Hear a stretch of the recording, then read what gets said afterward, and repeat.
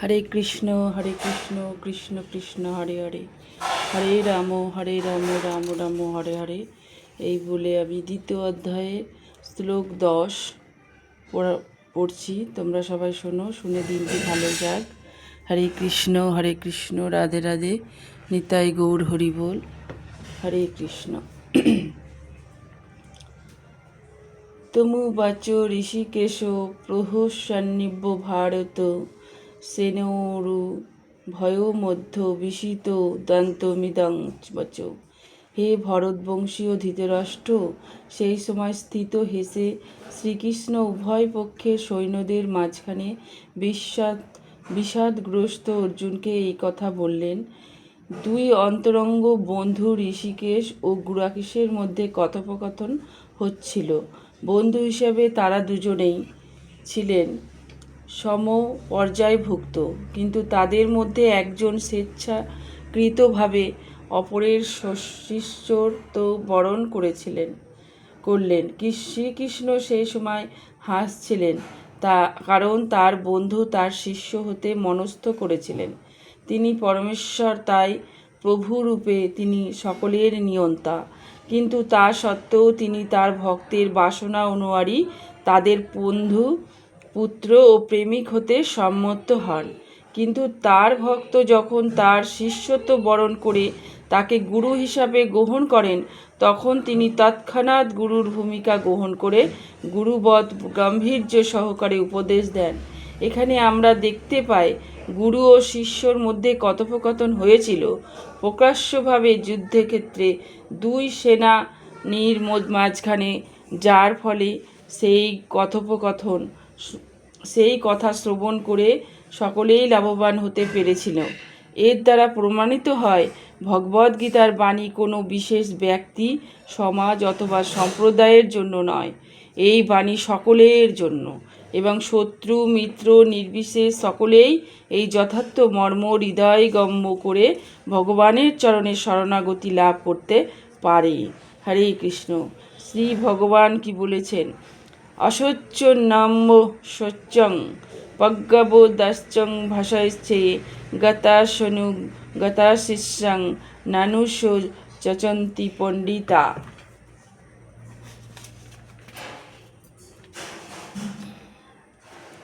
পরমেশ্বর ভগবান বললেন, তুমি প্রাজ্ঞের মতো কথা বলছো, অথচ যে বিষয়ে শোক করা উচিত সেই বিষয়ে শোক করছো।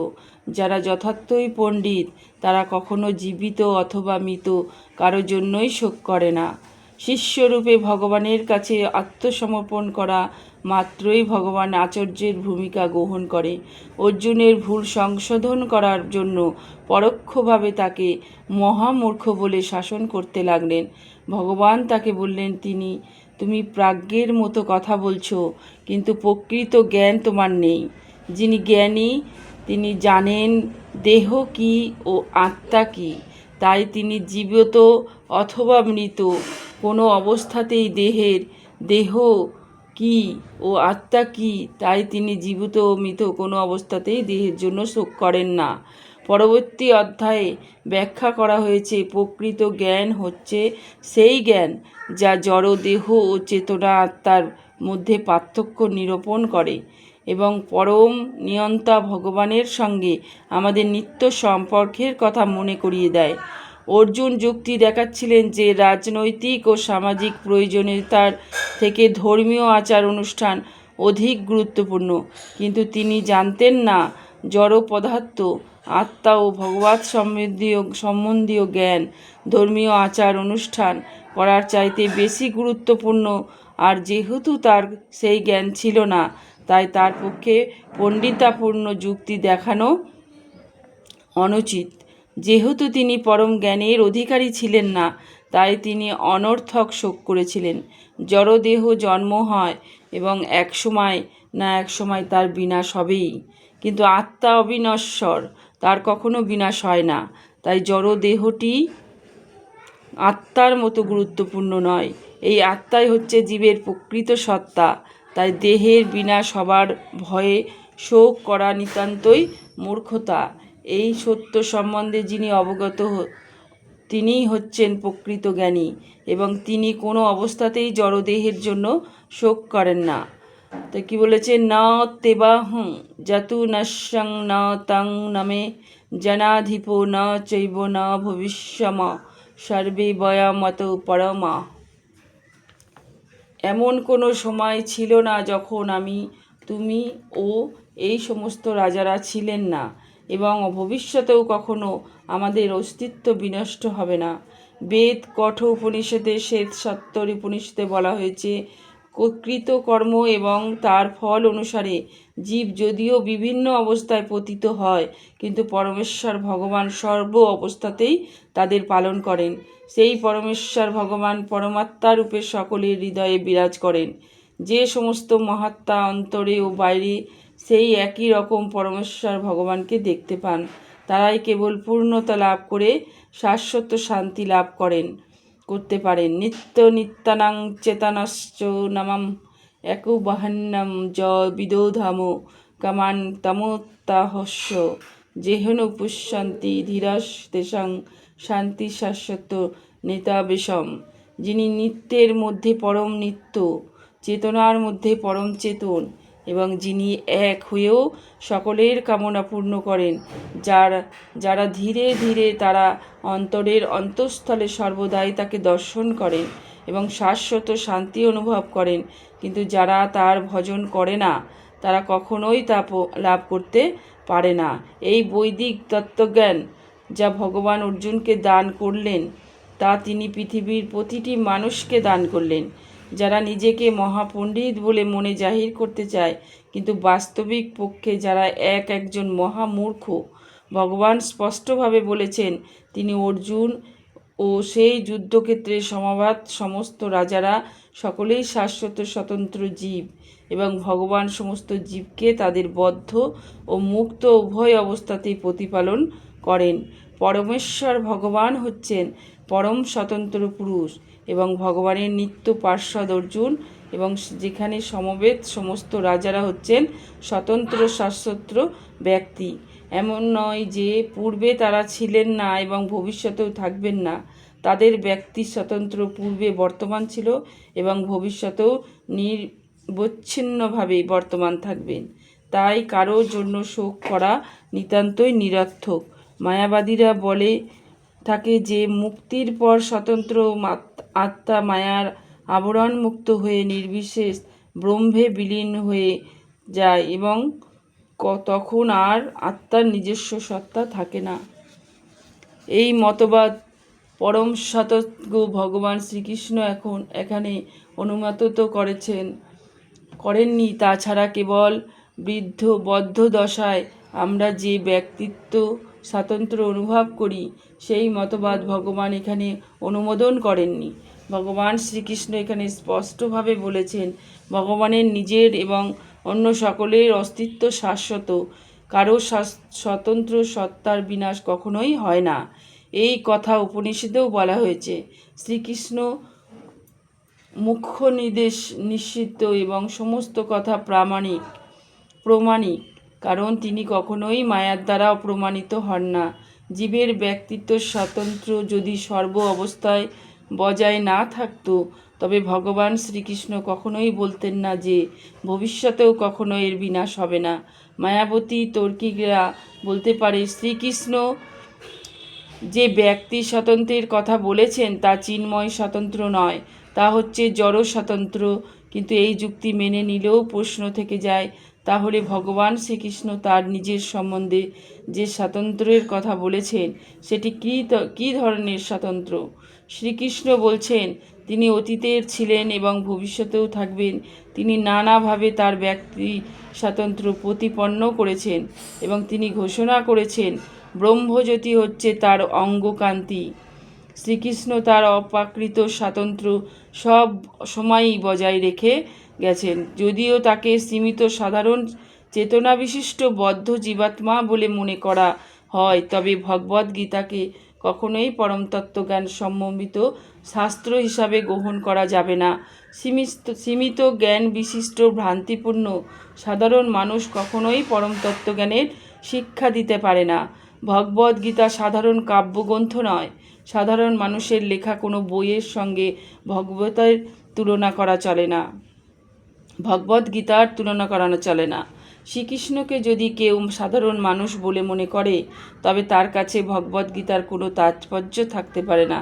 মায়াবাদী তার্কিকেরা বলে থাকে, প্রচলিত রীতি অনুসারে এই শ্লোকে বহু বচনের ব্যবহার করা হয়েছে এবং তা জড় দেহটিকে বোঝাচ্ছে। কিন্তু পূর্ববর্তী শ্লোকে জড় দেহগত পরিচয়কে সম্পূর্ণ অগ্রাহ্য করার পর প্রচলিত রীতি অনুসারে সেই জড় যে দেহগত পরিচয়কে আবার অনুমোদন করা শ্রীকৃষ্ণের পক্ষে কি করা সম্ভব, তাই স্পষ্টভাবে বোঝা যাচ্ছে অপ্রাকৃত স্তরে জীব স্বতন্ত্র আত্মারূপ বর্তমান থাকে। এই কথা রামানুচার্য আদি মহৎ আচার্যের স্বীকার করে গেছেন। ভগবদ্গীতায় বহু জায়গায় উল্লেখ করা হয়েছে এই অপ্রাকৃত স্বতন্ত্র ভগবতেরা উপলব্ধ করতে পারেন, যারা পরমেশ্বর ভগবান শ্রীকৃষ্ণের প্রতি ঈর্ষাপরায়ণ। ভগবদ্গীতার মতো মহৎ শাস্ত্রকে উপলব্ধ করার ক্ষমতা তাদের নেই। ভক্তিহীন মানুষের ভগবদ্গীতা পাঠ মৌমাছির মধুর বোতল চাটার মতোই নিরর্থক। বোতল না খুললে যেমন মধুর স্বাদ পাওয়া যায় না, তেমন ভগবানের ভক্ত না হলে ভগবদ্গীতার অন্তর্নিহিত তত্ত্ব উপলব্ধ করা যায় না। এই কথা 4th অধ্যায়ে বলা হয়েছে। ভগবানের অস্তিত্বের যে অবিশ্বাস করে, তার পক্ষে ভগবদ গীতা স্পর্শ করাও সম্ভব নয়। তাই মায়াবাদীরা গীতার যে ভাষ্য দিয়ে থাকে, তারা সম্পূর্ণরূপে ভ্রান্ত এবং তা মানুষকে বিপদগামী করে। তাই শ্রী চৈতন্য মহাপ্রভু মায়াবাদীদের ভাষ্য পড়তে অথবা শুনতে নিষেধ করে গেছেন, কারণ মায়াবাদী ভাষ্যের দ্বারা একবার প্রবাহিত হলে গীতার অন্তর্নিহিত তত্ত্বকে আর উপলব্ধ করতে পারা যায় না। যদি ব্যক্তি শাস্ত্রতন্ত্র অভিজ্ঞতালব্ধ বিশ্ব ব্রহ্মাণ্ডকে উল্লেখ করে, তাহলে ভগবান শ্রীকৃষ্ণের উপদেশের কোনো আবশ্যকতা থাকে না। স্বতন্ত্র আত্মার বহু বচন ও ভগবান চিরন্তর সত্য এবং তা বেদে প্রতিপন্ন হয়েছে, যা উপরে উল্লেখ করা হয়েছে।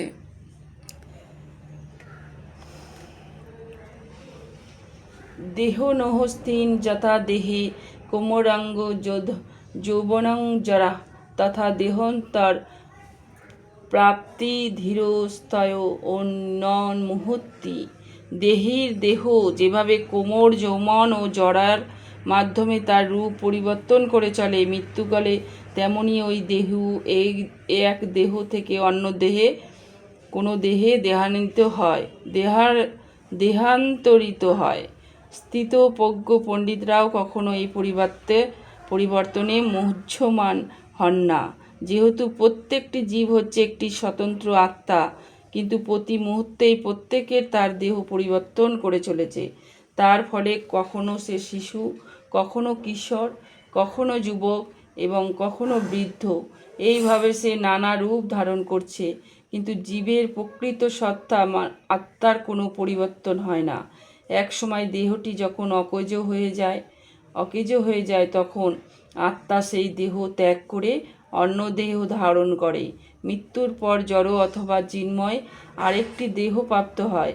যখন অসম্ভবী, তখন ভীষ্ম, দ্রোণাচার্য আদি আত্মীয় পরিজনদের জন্য শোক করা অর্জুনের পক্ষে নিতান্তই নিরর্থক। বরং তাদের মৃত্যুর কথা ভেবে শোক করার পরিবর্তে তাদের আনন্দিত হওয়া উচিত ছিল, কারণ মৃত্যু হলে তারা তাদের জরাগ্রস্ত বৃদ্ধ দেহ ত্যাগ করে নতুন দেহ প্রাপ্ত হবেন এবং নব শক্তি লাভ করবেন। পূর্বকৃত কর্মের ফল অনুসারে জীব নতুন দেহ প্রাপ্ত হয় এবং নানা রকম সুখ দুঃখ ভোগ করে। হরে কৃষ্ণ কৃষ্ণ কৃষ্ণ হরে হরে, হরে রাম রাম রাম হরে হরে থাকে। তাই ভীষ্ম, দ্রোণের মতো মহাত্মারা যে দেহত্যাগের পর জড়জগতে বন্ধনমুক্ত হয়ে ভগবদ্ধাম বৈকুণ্ঠে ফিরে যাবেন অথবা স্বর্গলোকে দিব্য দেহে প্রাপ্ত হয়ে নানা রকম সুখ ভোগ করবেন, সেই বিষয়ে কোনো সন্দেহ নেই। সুতরাং তাদের মৃত্যুতে শোক করার কোনো কারণ ছিল না। যে মানুষ জীবাত্মা ও পরমাত্মার স্বরূপ এবং পরা ও অপরা উভয় প্রকৃতির সম্পর্কে সম্পূর্ণভাবে অবগত তাকে বলা হয় ধীর। এই প্রকার মানুষ জড়দেহের পরিবর্তনের জন্য কখনো শোক করেন না। আত্মাকে খণ্ড খণ্ড অংশে বিভক্ত করা যায় না।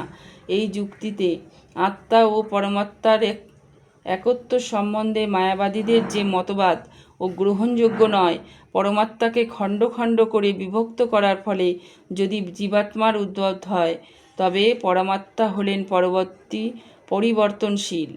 কিন্তু এই সিদ্ধান্তে পরমাত্মা যে অপরিবর্তনীয় তার পরিপন্থী গীতাকে ভগবান বলেছেন। পরমেশ্বর অংশ জীবাত্মা সনাতন এবং তাকে বলা হয় খর, অর্থাৎ তার জড়া প্রকৃতিতে পতিত হবার প্রবণতা থাকে। জীবাত্মা পরমাত্মা অংশ এবং জড়বন্ধন থেকে মুক্ত হবার পরে সে পরমাত্মার অংশরূপেই বর্তমান থাকে। তবে মুক্ত হবার পর সে সৎ চিৎ ও আনন্দময় দেহপ্রাপ্ত হয়ে ভগবদ্ধামে ভগবানের সাহচর্য লাভ করে। জলে যখন আকাশের প্রতিফলন দেখা যায়, তখন তাতে সূর্য, চন্দ্র, এমনকি তারাদেরও পর্যন্ত দেখা যায়। তারাগুলি জীবাত্মার সঙ্গে তুলনা করা চলে এবং সূর্য অথবা চন্দ্রকে পরমেশ্বরের সঙ্গে তুলনা করা চলে। অর্জুন হচ্ছেন স্বতন্ত্র অনু চৈতন্য বিশিষ্ট জীবাত্মা এবং বিভু চৈতন্য পরমাত্মা হচ্ছেন ভগবান শ্রীকৃষ্ণ।